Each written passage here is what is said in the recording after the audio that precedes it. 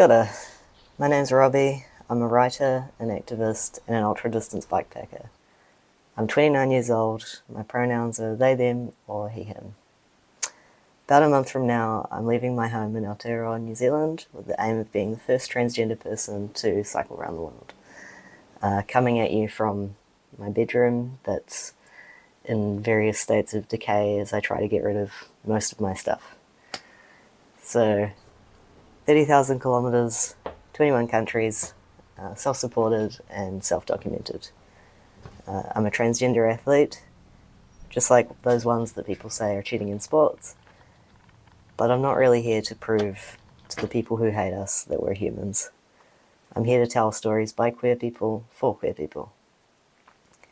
This project's taken years of my own planning and figuring out how to scrape by without having to depend on corporate sponsors and marketing teams who might have opinions about what I say or what I do. I'm coming home to finish this record, but I'm not really coming back to Aotearoa. My hope is to meet queer bike communities around the world and try to find my place. So I'm getting rid of most of my stuff and leaving Auckland on the 6th of June 2024 with nothing but my bikepacking gear, some camera gear, and me. I hope you'll join me along the way. Now, if you're a fan of Bicycle World Tour content, you'll know lots of it starts pretty much the same way. Some inspirational scenes of a personal couple, usually cis and hetero, often white, often from the global north. They'll be wide-eyed and fresh-faced, talking about how they've decided to quit their jobs to go find themselves. There might be some serene calming music, a fun little custom written jingle. If they've got sponsors, you might even see some graphic design. They might talk about their journey over a map of a route. For safety reasons, my route's staying secret. All I can tell you right now is I fly to Vancouver on the 6th of June, and I'll be heading east until I finally find my way back to Tamaki Makaurau, Aotearoa. I started planning to turn my dream to cycle around the world into a record a couple of years ago. It took 5 months to design the route myself, several rounds of revisions to get it approved by the overlords at Guinness. Things took a turn last year, and in the midst of getting made redundant at my job, relationship breakdowns, sadness, trauma, looking for a house, living in my friend's motorhome while it rained non-stop for a month, I didn't catch the window of time each year that's available to start my world record attempt, and I had to go find a job and wait a whole year to start this trip again.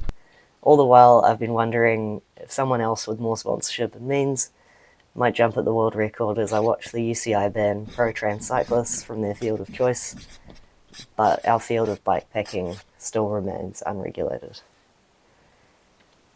When you're attempting to circumnavigate the world, there's an art to picking your season and your direction. The record stipulates that I can't stop for more than 2 weeks, so I can't risk hitting winter in a place where the weather might become too dangerous to push on with my setup. For folks who are attempting a speed record, there's pretty much one established route that's based on fast roads, flat roads, and good wind directions. My route is not that. Some parts of the route are based on the idea that I'll get to be in places where I might never get the opportunity to see them again, and in some parts I just have to avoid places where it's not safe for me to exist. While transgender people don't mean anyone harm, risking my life just to prove that to people isn't the answer. So within Guinness's set of allowed and passable barriers, I will be able to pass over both the sea and some of the areas where it's not safe to be LGBTQIA+. As far as my gear and my setup goes, I've always bikepacked as a camper rather than a credit card tourer, so saving money by camping where I can, rather than packing light and using my credit card to pay for accommodation and meals. The logic for me has always been that camping and cooking my own food means I can afford to spend more time adventuring, and for this trip, I need to make sure the time I have stretches the length of the entire world. At this stage, my estimated time is around 290 days, putting me at an average pace of 100 k's a day. My average for most tours is still 130 to 150 kilometers a day, so that leaves me with the time for rest days or diversions when I need them, while still getting through the most northern sections of my tour before it gets too cold. My route plan was mainly done by going on Komoot and studying all of the high cycle popularity areas all around the world, reading this book, Adventure Cycling Handbook. This is the best book that you can get about cycle touring. trawling through Google. And from Europe and America, I'm using Eurovelo and the Adventure Cycling Association, respectively.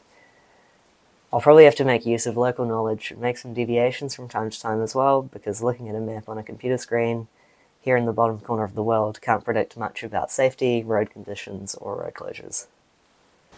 So I'll be riding my standard Bürgermeister. It's a steel commuter bike I chose mostly out of necessity. So I'm an extra small sized person, have pretty short arms and pretty long legs. You can't really find frames of my size very easily, and especially not with all the features that I want and need. I'm running with a steel frame and a roll-off, as I usually do.